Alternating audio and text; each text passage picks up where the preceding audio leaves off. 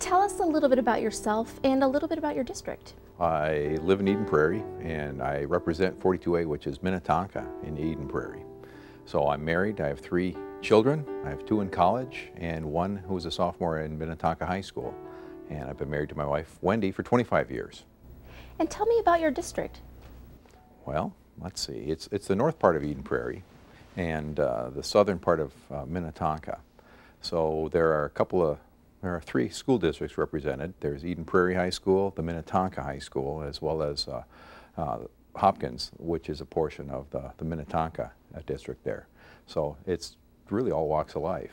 You know, there's young and old and kids and retirees, so it's a good cross-section of Minnesota. And why did you decide to run for state representative? You know, I'm a small business owner, so I know I was concerned about, you know, the economy here in the state and really the livelihood of my children and myself and for those in the district. Really depends on a thriving business community. So getting the state up and competitive with 49 other states and really the rest of the world is important to me. So that's why I sort of looked at it as a good opportunity and a good challenge and really a good fit for my experience. If you could offer up the first bill of the session, what would it be? Great question. Well, I think really working on the budget and getting a good balanced budget that doesn't really cut and slash, you know, the important infrastructure, but, you know, really working to live within our means is going to be very critical. I really see it as almost a mandate coming from, you know, our constituents. Everyone's concerned about the spending, and I think that'll be a very tough job moving forward in this session. When the end of session finally rolls around in May, what will determine whether or not you have been a successful legislator?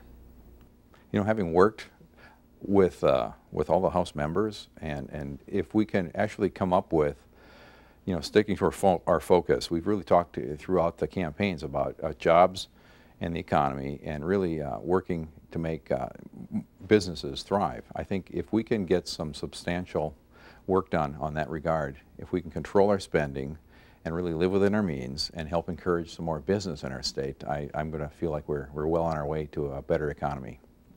If you could sit down and have a conversation with anyone, living or deceased, who would it be and what would you talk about? Boy, no one has asked me that question. I think probably some of our founding fathers would be a very interesting conversation. You know, there's a whole bunch of them with Thomas Jefferson and, you know, John Adams, or even if you move forward to Abraham Lincoln, I would be very interested in some of their personal perspectives on some of the struggles they went through.